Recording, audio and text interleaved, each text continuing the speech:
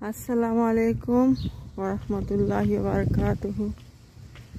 আজকে হচ্ছে মঙ্গলবার। গত 3 দিন হচ্ছে এখানে ছুটি ছিল। স্যাটারডে সানডে তো এমনিতেই ছুটি থাকে। মানডে মেমোরিয়াল ডে ছিল, তো সাধারণত এটাকে long weekend, Memorial day weekend বলে এবং লোকজন ঘোরাঘুরি করতে চায়। সামারে শুরু আর কি, সব পার্কগুলো খুলে দেয়। আমাদের যাওয়া হয়নি আসলে কোথাও, তেমন কোথাও যাইনি। খুব হাঁসফাঁস লাগে আসলে।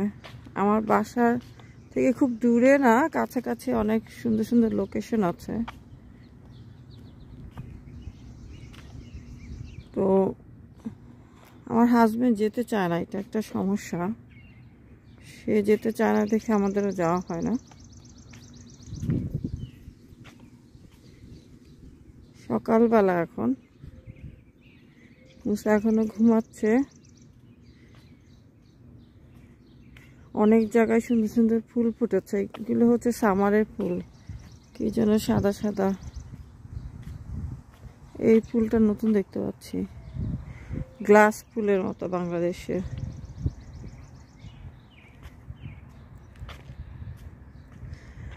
আসলে কোথাও গেলে মানে যারা ঘরের মধ্যে থাকি তাদের মাঝে মাঝে কোথাও গেলে তখন আমরা ফ্রেশ হয়ে আবার সংসারে মনোযোগ দিতে পারি। এই ক্ষুদ্র ব্যাপারটা পুরুষ বুঝতে চায় না।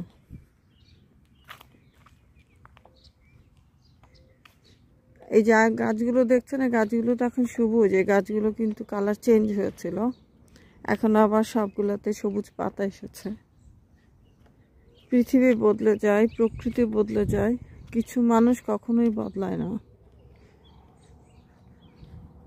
আচ্ছা, একটু মেঘলা। আমি দেখি ছোট্ট টিলাটার উপর উঠবো, এটা উঠে ক্রস করবো আর কি। আজকে আমার একটা আল্ট্রাসাউন্ড আছে ইউটেরাসের। ইউটেরাস অঙ্গটা ছোট। এই ছোট্ট একটা অঙ্গের ভিতরে কিন্তু অনেক, এই যে সব মানব জাতির সবার এই ছোট্ট একটা অঙ্গটার ভিতর দিয়ে আসা। মানুষ অনেক কিছুই আবিষ্কার করছে, কিন্তু এটার কিন্তু বিকল্প নাই। টেস্ট টিউব বেবি যেটা বলে সেটা কিন্তু টেস্ট টিউবের ভিতরে হয় না। আলটিমেট তাকে কিন্তু ইউটেরাসটার মধ্যে বড় হতে হয়। জাইগোটটা বাইরে তৈরি করা হয়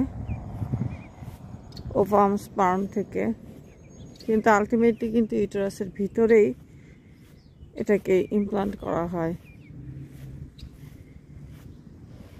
স্কুল বাস চলে এসেছে। ওই যে একটা আবার একটা স্কুল বাস আসতেই থাকবে সকালবেলা। বেশ কয়েকটা স্কুল বাস আসে এখানে। মুসা অবশ্য বাসে যায় না এখনো।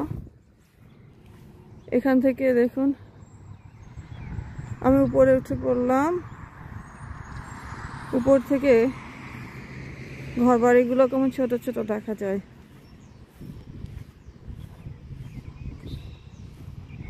একটা উইমেনের 8টা বাচ্চা হয়েছিল একসাথে, নাদিয়া সুলাইমান। তো তার ওই 8টা বাচ্চা কিন্তু একসাথে ইউটেরাসের ভিতরে ছিল। আর একসাথে 6টা বাচ্চাও, 5টা বাচ্চাও আছে অনেক যারা বড় হচ্ছে। এরা সবাই একসাথে ইউটেরাসের ভিতরে মায়ের গর্ভে একসাথে বড় হয়। সেই ইউটেরাসটা শুধু মহিলাদের শরীরে আছে, পুরুষের শরীরে কিন্তু নাই। এখন যে অনেক সময় হয় কি, বাচ্চা ভিতরে থাকতে থাকতে কোনো কারণে ইউটেরাস রাপচারও করতে পারে, অথবা প্লাসেন্টা যেটা বাচ্চাকে আর মাকে আটকে রাখে, বাচ্চাকে মায়ের শরীরের সাথে,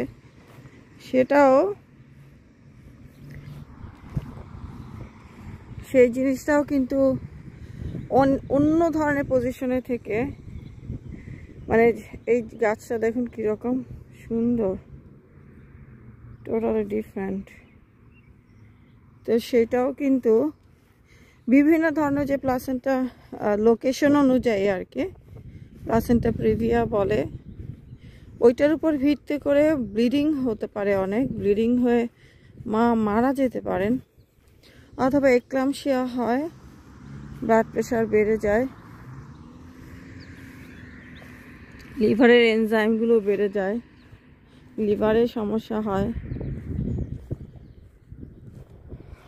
আর যদি বেঁচেও যায় মা, মানে কনভালশন হয়, মায়ের বেঁচে গেলে অনেক সময় চোখে দেখতে পায় না, সেরকমও হয়। ব্লাড প্রেশার অনেক হাই থাকে, এক্লাম্পসিয়াতে অনেকে মারা যান। তো বিভিন্ন কারণ আছে গর্ভ অবস্থায় একজন মায়ের মারা যাওয়ার, বিভিন্ন রকমের অনেক পসিবিলিটি আছে। আবার আছে পোস্টপার্টাম হেমারেজ, মানে বাচ্চা হওয়ার পরে দেখা গেলো কোনো কারণে ইউটেরাসের ব্লিডিংটা বন্ধ হচ্ছে না, কোনোভাবেই বন্ধ করতে পারছে না। তো অনেক সময় ইউটেরাস কেটে ফেলে দিতে হয়, যদি সিজারিয়ান সেকশন হয় তখন ইউটেরাসটা কেটে ফেলে দেয়। আবার কোনো রকম ব্লিডিং বন্ধ করতে না পারলে অনেক ব্লিডিং হতে হতে মা মারা যেতে পারেন। তো বিভিন্ন রকমের সমস্যার কারণে এই গর্ভাবস্থায় মা মারা যান, মৃত্যু ঝুঁকি থাকে। এই মৃত্যু ঝুঁকি নিয়েও কিন্তু মহিলারা বাচ্চা নিচ্ছেন, প্রেগনেন্ট হচ্ছেন, কনসিভ করছেন, এবং সেটা আনন্দের সাথেই করছেন। খুব কম সংখ্যক উমেন আছে যারা অ্যাবর্শন করে, মানে ইচ্ছাকৃতভাবে আর কি, যে হ্যাঁ আমি বাচ্চাটা চাচ্ছি না, এরকম নিজের শরীরের কথা চিন্তা করে, এরকম বোধহয় নাই আসলে। তো যেই উমেন, যেই মা এভাবে নিজের শরীরের ঝুঁকি নিয়ে, মৃত্যুর ঝুঁকি নিয়ে একটি সন্তানকে পৃথিবীতে আনেন, সে সন্তানের মাকে সম্মান করতে হবে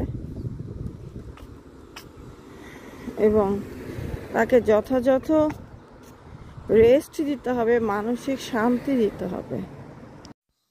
আমি হেঁটে হেঁটে বাসায় চলে আসলাম।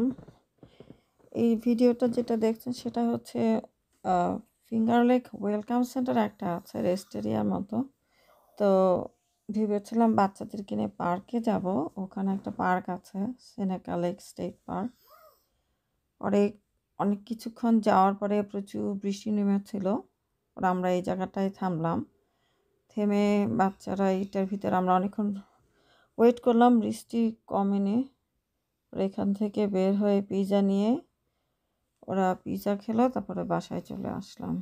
এই ছিল আমাদের বাইরে বের হওয়া। তো এরপর দিন আমার ছেলেটাকে বললাম, ছোটোটাকে, যে চলো তোমাকে জুতে নিয়ে যাই, সে কিছুতেই যাবে না। জুয়ের মেম্বারশিপ করা আছে, এখন সে জুতে যাবে না। সারাদিন বাসার ভিতরে হাতে ফোন নিয়ে গেম খেলা আমার একদমই অপছন্দ। তো আসলে একটা বাচ্চা মানুষ করার জন্য দুটো প্যারেন্টের অ্যাক্টিভনেস দরকার আর কি। দুজন প্যারেন্টকে আসলে একই যদি রকম ইন্টেনশন না থাকে তখন প্রবলেম হয়ে যায়।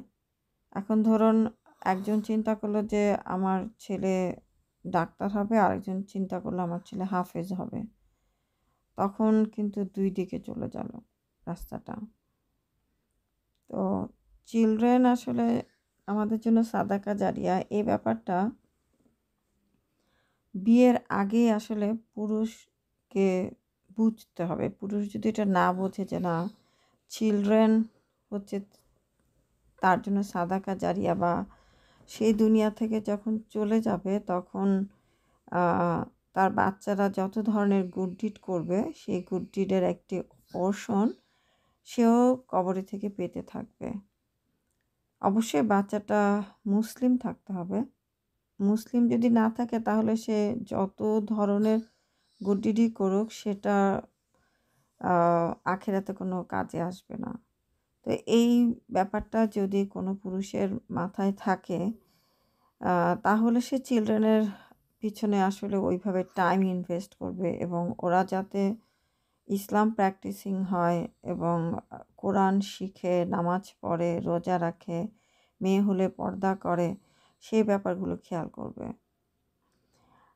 আর তাছাড়া বিয়ের আগে আসলে একজন পুরুষকে চিন্তা করতে হবে যে তার আসলে জীবনসঙ্গী প্রয়োজন কি প্রয়োজন না। যেমন তার ওয়াইফ কেন প্রয়োজন, কেন সে বিয়ে করতে চাচ্ছে, তার একজন জীবনসঙ্গী প্রয়োজন। হালালভাবে জীবন যাপনের জন্য তার একজন নারী প্রয়োজন, যে নারীটা তারকে খারাপ কাজ থেকে বাঁচাবে এবং সে নারীর প্রতি তার দায়িত্ব হবে। সে দায়িত্বটা কি এটাও জেনে আসলে বিয়ের মতো একটা বিগ ডিসিশনে, লাইফ চেঞ্জিং একটা ডিসিশনে আসা উচিত। কারণ বিয়ের পর তার লাইফটা চেঞ্জ করতে হবে। ইট ক্যানট বি দ্য সেম যে আমি আমার বন্ধু বান্ধবের সাথে গল্প করব, আমি আগের মতো ক্রিকেট খেলা দেখব বা ফুটবল খেলা দেখব। একটার ধারণা থেকে বের হয়ে আসতে হবে। মানুষ আসলে এইসব জিনিসপত্র না চিন্তা করে বিয়ের মতো একটা সিদ্ধান্তে জড়িয়ে যায়, এবং তখন পরে সাফারার হয় উমেন অ্যান্ড চিলড্রেন। পুরুষকে চেঞ্জ হতে হবে আসলে।